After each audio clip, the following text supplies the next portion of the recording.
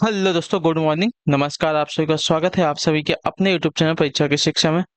I hope कि आप सभी जो है स्वस्थ हैं, कुशल मंगल है, अपनी तैयारी जो अच्छे और बढ़िया तरीके से कर रहे हैं। तो जो भी क्लास में फर्स्ट टाइम आए हैं, पहली बार आए हैं, नए हैं, उन सभी को बता दें हमारे साथ आपकी जो है बीएड पेज पे से 2025 की जो आपकी तैयारी साथ है रेगुलर बेसिस पर जो है डेली करवाई जाती है। जिसे भी तैयारी पूरी करनी है, कंप्लीट करनी है, चैनल को सब्सक्राइब करके आप लोग हमारे साथ जुड़ जाइए। क्लास का समय देखिए, जीके जीएस की जो सुबह 10 बजे डेली आपको देखने को मिलती है। रीजनिंग की जो क्लास है दोपहर को 1 बजे देखने को मिलती है। कला वर्ग की जो क्लास है शाम को 4 बजे देखने को मिलती है। हिंदी की जो क्लास है शाम को 7 बजे आप सभी को देखने को मिलती है। तो आप सभी को इसी टाइम पर क्लासेस से जुड़ के अपनी तैयारी को पूरा कंप्लीट करना है। नीचे डिस्क्रिप्शन में इंस्टाग्राम टेलीग्राम का लिंक मिलेगा, तो आप हमें इंस्टाग्राम पे फॉलो कर लेंगे और टेलीग्राम चैनल को ज्वाइन करेंगे। टेलीग्राम चैनल पर डेली बेसिस पे क्लास का अपडेट मिलेगा। बाकी जो एग्जाम का अपडेट है उसके रिलेटेड भी आपको जो है टेलीग्राम चैनल के माध्यम से बताया जाएगा। तो आप तो जो है इसके लिए टेलीग्राम चैनल को ज्वाइन कर लीजिएगा, ठीक है। तो चलिए क्लास स्टार्ट करेंगे। एक एक क्वेश्चन आपके एग्जाम के लिए बहुत इंपॉर्टेंट, ध्यान से एक एक क्वेश्चन को देख के उत्तर देने की कोशिश करते हुए आगे बढ़ेंगे, ठीक है।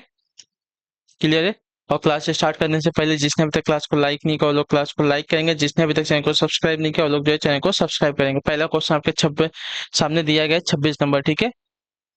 और आप लोगों का जो कमेंट आता है सारे क्वेश्चन एग्जाम में आएंगे नहीं आएंगे, तो देखिए, अगर मुझे पता रहता कि यही क्वेश्चन आपको एग्जाम में आने वाले हैं तो मैं आपको सिर्फ वही क्वेश्चन पढ़वाता, ठीक है। तो ऐसे बेतुके क्वेश्चन, मतलब ऐसे बेतुके सवाल आप लोग मत कीजिए। सर यही क्वेश्चन एग्जाम में आएंगे, ये कौन सी बात हुई। अगर मुझे पता है कि यही क्वेश्चन आपको एग्जाम में आएगा तो जो क्वेश्चन आपको एग्जाम में आएगा मैं वो इसकी तैयारी आपको करवाता, ठीक। चलिए उत्तर देंगे। पहला क्वेश्चन, वह कौन सा पहला मामला था जो सूचना प्रौद्योगिकी नियम 2000 के अंतर्गत आपराधिक मामले के रूप में सामने आया था, बताइए। वह कौन सा पहला मामला था जो सूचना प्रौद्योगिकी अधिनियम 2000 के अंतर्गत, ठीक है, आपराधिक मामले के रूप में सामने आया था। तो इसका राइट आंसर आपका हो जाएगा साथियों, और मामला था आपका तमिलनाडु राज्य बनाम सुहास कट्टी का मामला, ठीक है। ऑप्शन नंबर जो डी दिया गया आपका राइट आंसर, तमिलनाडु राज्य बनाम सुहास कट्टी का जो पहला मामला था जो सूचना औद्योगिक अधिनियम 2000 के अंतर्गत आपराधिक मामले के रूप में सामने आया था। अगले क्वेश्चन की तरफ बढ़ेंगे, आपका है 27 नंबर। बताइएगा राइट आंसर क्या हो जाएगा। दृष्टि वैषम्य को किस लेंस के प्रयोग से दूर किया जाता है, बताइए। दृष्टि वैषम्य को किस लेंस के प्रयोग से जो है दूर किया जाता है, इसका राइट आंसर क्या हो जाएगा। तो इसका सही उत्तर आपका हो जाएगा साथियों, बेलनाकार लेंस का, ठीक है। ऑप्शन नंबर जो डी दिया गया आपका राइट आंसर होगा, ठीक। दृष्टि वैषम्य को जो है बेलनाकार लेंस के प्रयोग से जो है दूर किया जा सकता है। अगला क्वेश्चन आपका है 28 नंबर। 28 नंबर है, भरतपुर राष्ट्रीय उद्यान निम्नलिखित राष्ट्रीय उद्यानों में से किसका पूरा नाम है, पूर्व नाम है, ठीक है, पूर्व यानी कि पहले का नाम है, बताइए।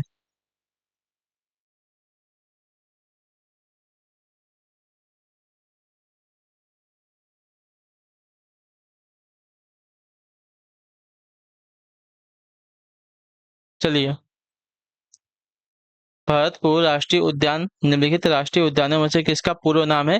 तो इसका सही उत्तर आपका हो जाए साथियों, केलवा देव राष्ट्रीय उद्यान का, ठीक है। ऑप्शन नंबर जो डी दिया गया आपका राइट आंसर होगा। क्लियर सको, भरतपुर राष्ट्रीय उद्यान जो है केलवा देव राष्ट्रीय उद्यान का पूर्व नाम है, पहला नाम है, मतलब पहले का नाम है। अगले क्वेश्चन की तरफ बढ़ेंगे, आपका है 29वां प्रश्न। ध्यान से देखिएगा, उत्तर दीजिएगा। भारतीय दंड संहिता के संदर्भ में निम्नलिखित में से कौन सा वक्तव्य सही है, बताइए।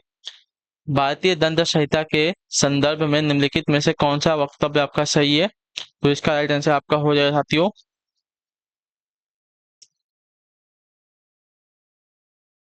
भारतीय दंड संहिता के संदर्भ में ना, तो देखिए भारतीय दंड संहिता की एक धारा यह कहती है कि किसी अपराध को करने के लिए केवल राजी हो जाना ही अभियुक्त अभियुक्त को दंड देने के लिए पर्याप्त है, सही बात है। और दूसरा दिया गया है, भारतीय दंड संहिता की एक धारा यह कहती है कि आत्महत्या की कोशिश भी एक अपराध है, ठीक है। यानी कि दोनों के दोनों कथन आपके राइट है, यानी कि अपराध करना सोचना भी, ठीक है, सोच लिया आपने, ठीक है, और उसके लिए राजी हो गए तो भी आपको क्या है, दंड देने के लिए आप एलिजिबल हो गए हो, ठीक है। क्लियर है। और भारतीय दंड संहिता में अगर आप, ये भी कहता है कि अगर आप आत्महत्या कर रहे की कोशिश कर रहे हो तो भी ये आपका एक अपराध है, ठीक है। यानी कि दोनों के दोनों कथन जो दिए गए दंड संहिता के बारे में आपका राइट है। अगले क्वेश्चन की तरफ बढ़ेंगे, आपका है 30 नंबर। इस यातायात संकेत का क्या अर्थ, बताइए। आपने रास्ते पे कहीं देखा होगा, तो इस यातायात संकेत का क्या रास्ता है बताने की कोशिश करेंगे। राइट आंसर क्या हो जाएगा?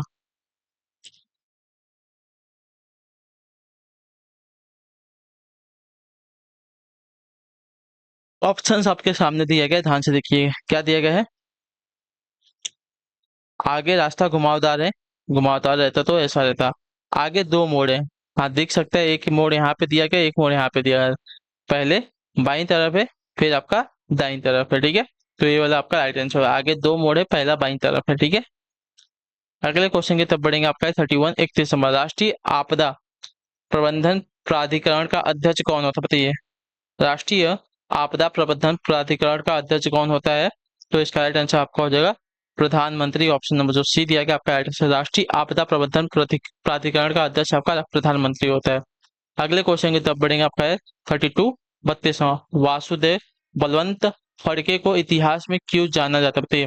वासुदेव बलवंत फड़के को इतिहास में क्यों जाना जाता है? तो इसका राइट आंसर आपका हो जाएगा साथियों 1870 के दशक में उन्होंने अंग्रेजों के खिलाफ एक सशस्त्र विद्रोह का नेतृत्व किया था, इसके लिए, ठीक है। तो ऑप्शन नंबर जो सी दिया गया आपका राइट आंसर। वासुदेव फड़के को जो है इसलिए जाना जाता है इतिहास में क्योंकि उन्होंने 1870 के दशक में अंग्रेजों के खिलाफ एक सशस्त्र विद्रोह का नेतृत्व किया था, याद रखिएगा, ठीक। क्लियर है। चलिए अगले क्वेश्चन की तरफ बढ़ेंगे। आपका 33 नंबर प्राथमिकता प्राप्त क्षेत्र के ऋण किसकी ओर संकेत करते हैं बताइए। प्राथमिकता प्राप्त क्षेत्र के जो ऋण हैं किसकी ओर संकेत करते हैं? इसका सही उत्तर क्या हो जाएगा? तो इसका राइट आंसर होगा लघु उद्योग, कृषि, छोटे कारोबारों आदि को दिए जा रहे ऋणों के, ठीक है। तो ऑप्शन नंबर जो ये दिया गया आपका राइट आंसर। प्राथमिकता प्राप्त क्षेत्र के ऋण जो है लघु उद्योग के लिए, कृषि के लिए, छोटे कारोबार आदि को दिए जा रहे ऋण की ओर क्या करते हैं? संकेत करते हैं। तो ऑप्शन नंबर जो ये दिया गया आपका राइट आंसर। अगले क्वेश्चन की तरफ बढ़ेंगे। 34 नंबर विदेशी संस्थाओं द्वारा शेयर बाजारों में प्रत्यक्ष विदेशी निवेश की सीमा को रिक्त स्थान तक बढ़ा दिया गया है। कहाँ तक बढ़ा दिया गया है? तो इसका राइट आंसर हो जाएगा 15% तक, ठीक है। ऑप्शन नंबर जो सी दिया गया आपका सही उत्तर होगा। क्लियर। विदेशी संस्थाओं द्वारा शेयर बाजारों में प्रत्यक्ष विदेशी निवेश की सीमा को जो है 15% तक जो है बढ़ा दिया गया। अगले क्वेश्चन की तरफ बढ़ेंगे। आपका है 35 नंबर, ध्यान से देखो उत्तर दीजिएगा। Right answer. आयकर अधिनियम की किस धारा के तहत आय से कटौती जो है की जा सकती है बताइए। आयकर अधिनियम की किस धारा के तहत जो है आय से कटौती की जा सकती है? तो इसका राइट आंसर हो जाएगा धारा 80 से, ठीक है। ऑप्शन नंबर जो ए दिया गया आपका राइट आंसर। आयकर अधिनियम की धारा 80 के तहत जो है आय से कटौती की जा सकती है। तो ऑप्शन नंबर ये आपका राइट। अगले क्वेश्चन की तरफ बढ़े। 36 पूर्वोत्तर भारत में प्रचलित कृषि भूमि कृषि भूमि प्राप्त करने के लिए वन के एक छोटे से हिस्से को काटकर उसे जलाने की रीति को क्या कहते हैं बताइए।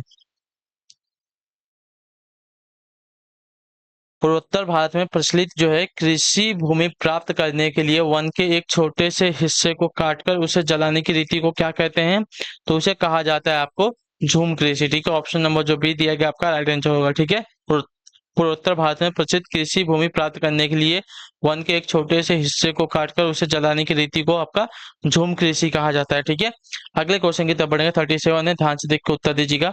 रिक्त स्थान है अपकृत्य कानून में एक महत्वपूर्ण मामला था जो पूर्ण देयता नियम के सिद्धांतों को प्रस्तुत करने का एक कारण था। क्या था?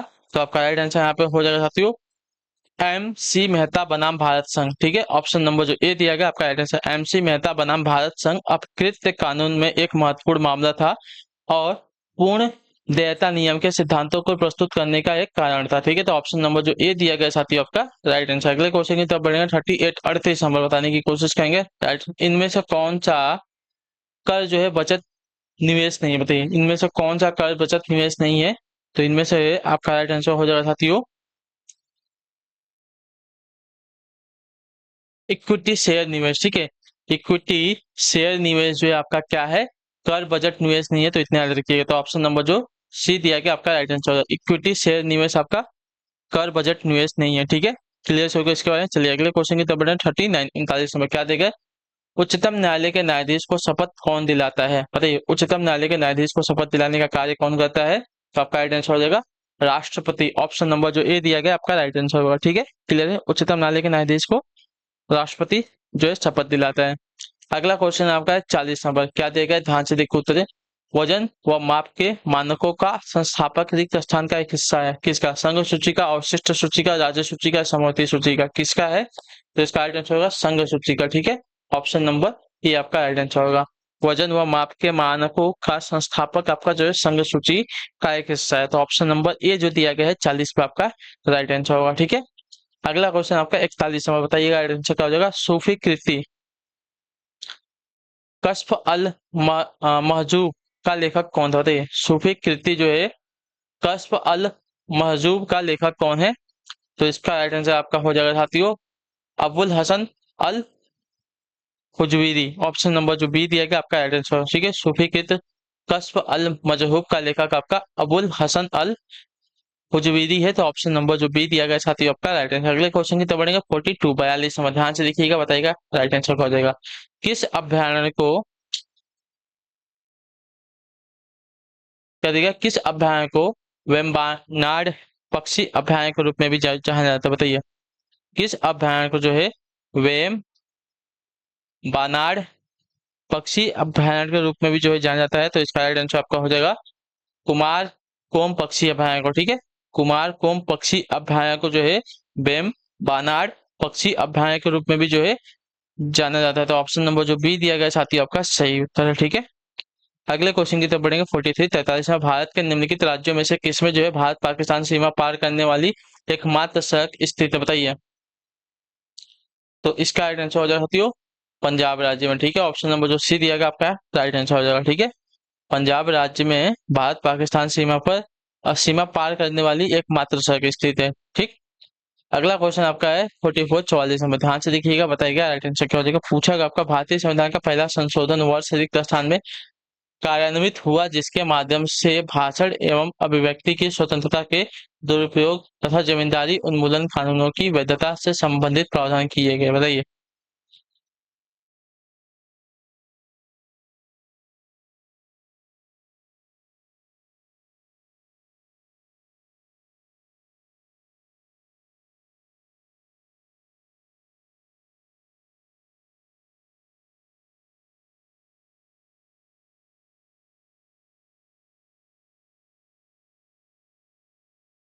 बताइए इसका राइट आंसर क्या हो जाएगा। भारतीय संविधान का पहला संशोधन वर्ष 1900 कब हुआ था? तो इसका राइट आंसर आपका हो जाएगा साथियों 51 में। ठीक है, ऑप्शन नंबर जो सी दिया गया आपका राइट आंसर हो जाएगा। क्लियर सभी को, भारतीय संविधान का पहला संशोधन वर्ष 1951 में कार्यान्वित हुआ जिसके माध्यम से भाषण एवं अभिव्यक्ति की स्वतंत्रता के दुरुपयोग तथा जमींदारी उन्मूलन कानूनों के वैधता से संबंधित प्रावधान किए गए थे। ठीक है, बनाए गए थे। अगले क्वेश्चन की तरफ बढ़ेंगे 45 में, कौन सा अग्निशमन अभिकारक ओजोन के लिए हानिकारक होता है? बताइए, कौन सा अग्निशमन अभिकारक ओजोन के लिए हानिकारक होता है?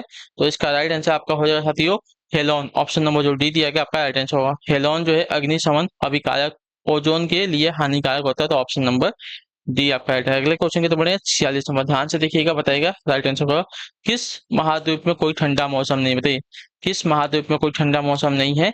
तो इसका राइट आंसर आपका हो जाएगा साथियों अफ्रीका महाद्वीप में। ऑप्शन नंबर जो ए दिया गया आपका राइट आंसर, अफ्रीका महाद्वीप में कोई ठंडा मौसम नहीं होता है। क्लियर सभी को इसके बारे में? चलिए, अफ्रीका महाद्वीप में कोई ठंडा मौसम नहीं होता है।